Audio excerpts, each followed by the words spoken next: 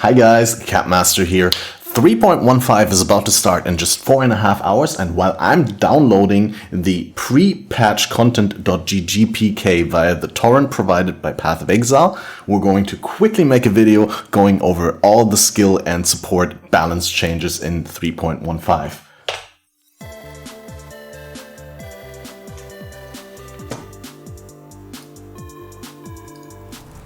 So you guys may have seen there's quite a substantial amount of nerfs in 3.15. In general, most support gems with a Mohr multiplier and some others have been greatly reduced in raw power. Almost all support gems have had their mana multipliers adjusted, mostly raised. And the idea was that the balance team wanted to remove the top-end power of 6-linked setups and bring the support gems closer together, eliminating some of the very, very big outliers. Some skills, as a consequence, got buffed to compensate for a little bit of the change. Some got buffed a little bit more to, make them relatively stronger, some a little bit less, and some didn't get buffed at all or even nerfed. The overall power level has decreased, and that's by design. That was the idea, and builds will require more investment to get to the top and to the extreme top.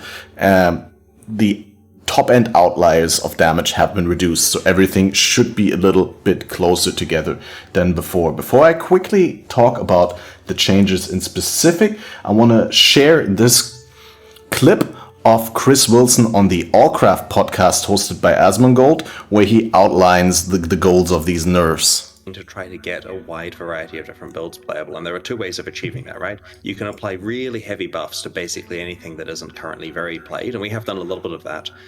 Or you can do our approach, which is to nerf the systems that are the most, abusable in crazy builds, to take some of the edge off, like to reduce the gap between the amazing and the just very good. Yeah. And then basically rebalance the rest of the game around it. So our express goal here is that previously there were a small handful of really, really good builds, and our goal here is now that while the power of those top-end builds is reduced, the group of builds that people are considering playing is significantly broader. And this is helped a bit by the fact we've introduced 19 new skills in this expansion, because that means there's also the introduction of some new toys to play with here. It's going to be very unclear as to what the new builds are that are great. And honestly, if every Path of Exile release we had uncertainty about what people should be playing, that is quite an interesting situation. It would mean that people actually have to experiment, and they don't just jump right into the best build and have the game be over in a week. Oh. Yeah, and that's pretty much the sentiment I shared. A lot of people were very, very salty about various nerfs. I've seen so many comments of, the usual stuff, people getting fed up over the game, everything's Path of nerfs. And that's something that I think is an important takeaway here, is if everything is nerfed, then nothing is nerfed, right? That means everything is brought down in power, so relatively everything is as powerful as the other things, or as powerful as they were before, unless of course there's some significant changes. And now let's get to the significant changes. So Archmage as a support gem has been nerfed, or as a playstyle, right? Like the entire Archmage archetype of stacking mana and having your skills get base damage based on the mana that they expend has been nerfed. I think it's probably still going to be good in high investment builds, but it's just not one of the best SSF starters anymore. Archmage builds are able to retain a significant amount of defense while going all out on damage at the same time by just scaling their mana and having a portion of the incoming damage subtract from their mana rather than life via Mind Over Matter, and then at the same time using that big mana pool to buff their damage. And,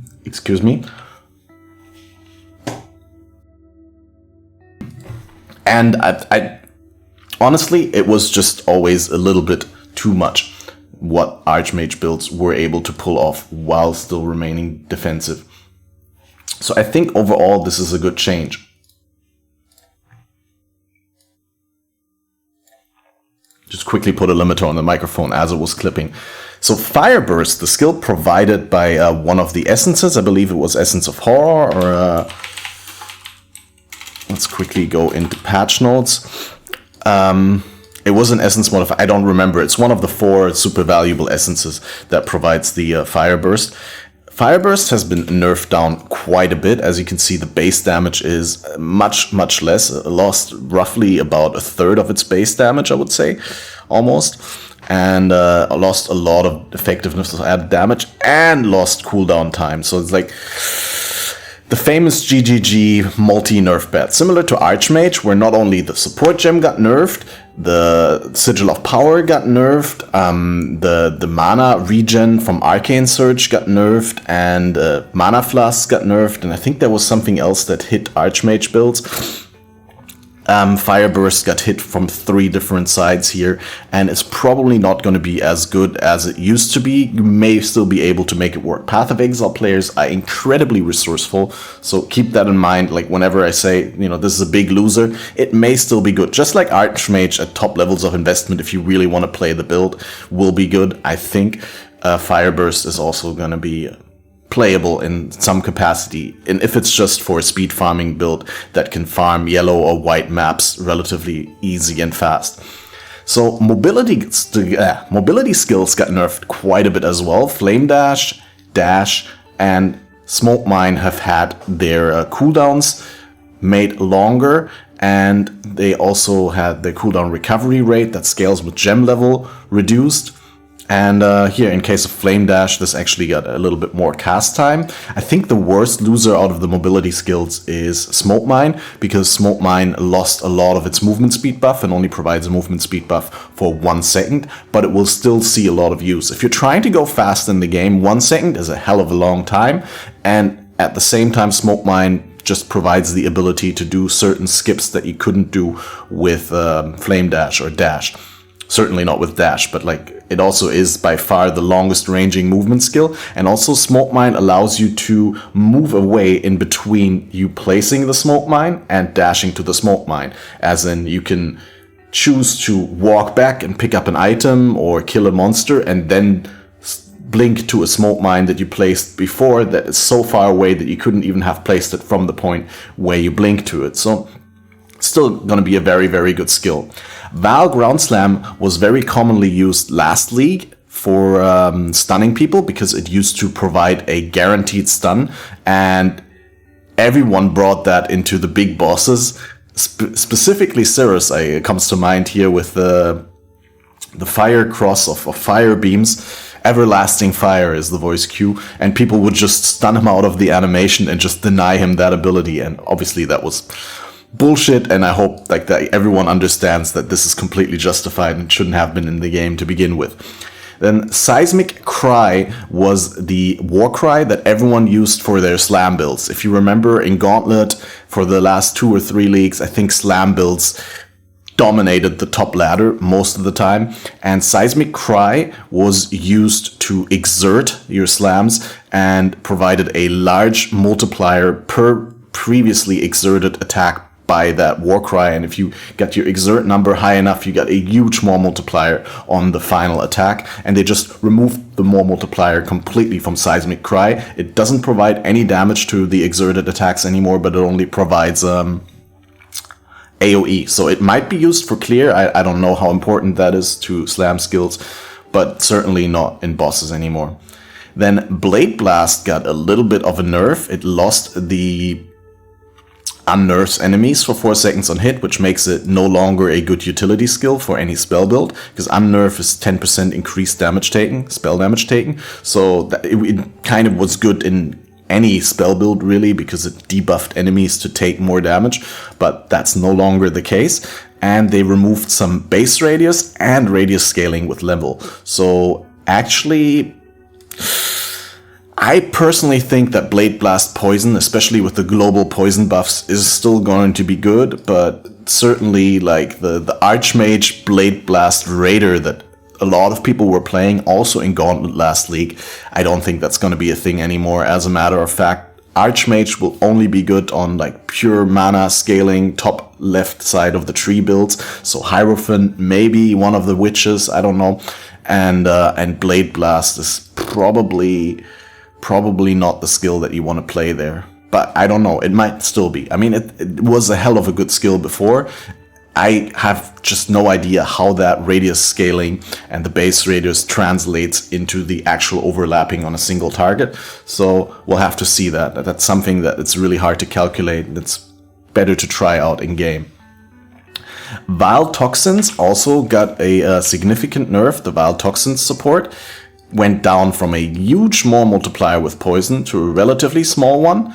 And it also stacks the Mohr multiplier with hits for each poison on the enemy to a lower amount. So you can get a smaller Mohr multiplier here on your hits than before. So might not be that useful at all anymore. Fist of War also got shat on because it lost a hell of a load of its Mohr multiplier with hits and ailments. But in the face of all the changes, again, as I said in the beginning, almost all support gems have had their mana multipliers adjusted and their Mohr multipliers reduced. So, you know, in the context of these changes, it's probably still going to be a good support gem. It's just significantly less powerful than it used to be. But the nerfs are not quite as bad as they look here on paper if you take it into the context of the ecosystem of skills being generally brought down. And another thing I want to mention here is efficacy, because efficacy no longer has supported skills deal 10 to 20% more spell damage. Now previously efficacy used to have two Mohr multipliers, one for damage over time and one for spell damage, and these two Mohr multipliers used to multiply with each other, making efficacy the single best support gem for any damage over time spell skill. And that's no longer the case, which I don't think is that bad, seeing that they made efficacy available from Act 1 already, from very early. It probably shouldn't be one of the best support skills. I mean, I think it's great that efficacy is available to low-level characters, because in the damage over time support gem department, there was just a lack. Like, there was just not that much available in the early levels, and efficacy greatly made that style more playable. But it was just too powerful throughout the entire game and didn't provide interesting options, I suppose. So I think it's okay. It's still going to be useful for exactly that niche, when early on you don't have that many different support gems that you could put on, and efficacy is going to be one of the ones. Now, big winners, in my opinion, are the shield skills. The shield skills, Spectral Shield Throw and Shield Charge and the new Shield Crush all look numerically very good. Now, we haven't played Shield Crush at all, which that's probably going to be the single target skill, and Spectral Shield Throw is going to be the clear skill. Spectral Shield Throw was available before, but they changed how it works, so it's kind of hard to tell from before. Like, we really have to try the game in order to have an idea of, you know, how it's going to work out. Seismic Trap got a big buff. Hex Blast got a decent buff, I think like 33% more. Shock Nova has a decent, I think, I want to say 25% more or something like that, because it lost a less multiplier on the second hit on the outer ring. So now it does 200% instead of 150% of its damage. Barrage got a buff, and Lightning Arrow. I mentioned these because they, instead of getting nerfed, got buffed. And, well, I mean, a lot of skills got buffed to compensate for the support gem nerf, but these got buffed quite a bit, I think. And important to note here is they didn't get buffed as much as the skills that had all their support gems nerfed, but Barrage and Lightning Arrow are both skills, projectile skills, and those support gems were not nerfed greatly at all. Like, GMP did not get a nerf. I think faster projectiles or vicious projectiles didn't get nerfed by much. So let me quickly verify that. Vicious projectiles might be one of the ones that, yeah, it did get nerfed a little bit, but not quite as much as other ones, down to 30 to 49% more instead of 40 to 59. And again, in the context of other master skill changes, not that different. So another noteworthy change before we close out this video is that triggers cost mana now. So everyone says that Spellslinger is kind of dead unless there's further changes.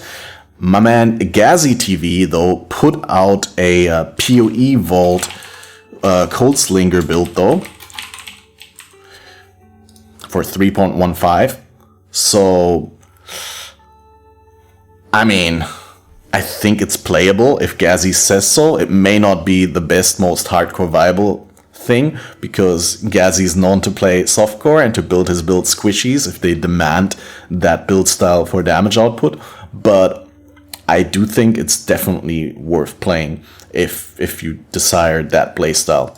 Here, squishy, no bossing, and stutter stepping. So, you'll have to play it his way, but it will be possible to play still. So I don't think it's dead, but like generally all trigger skills cost mana now, and per default trigger gems or triggers on items have a 100% mana multiplier, so they cost the normal mana cost, but Cast on Death, for example, has a 0% multiplier, because when you're dead you don't have mana to expend, so to make sure that they still go out. Cast when damage taken costs 250% now, so if you're utilizing Cast when damage taken, you're gonna have to link it with life tap in order to consume life instead, or you have to make sure that you always have that little bit of mana available, because otherwise skills may not go off when you need them to go off. And Mjolnir has most notably a 0% multiplier, so Mjolnir still gets to triggered gems socketed in it for free, which is kind of cool.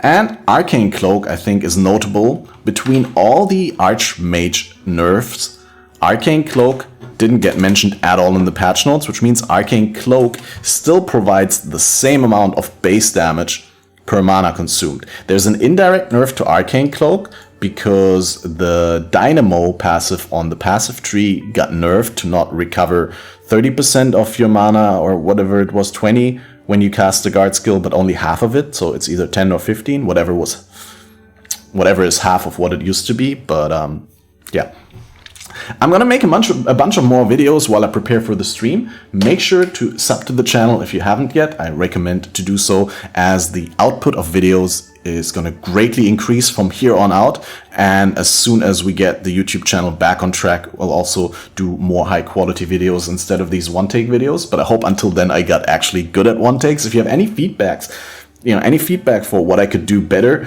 or what you would like to see in a video, make sure to let me know in the comments down below. Don't forget to check out the stream at twitch.tv/catmasterop. And I wish you all the best for your league start in 3.15. Don't forget to preload the torrent file. Go to pathofexile.com, go onto the most recent news post, and download that torrent file. I'll see you on stream. Bye bye.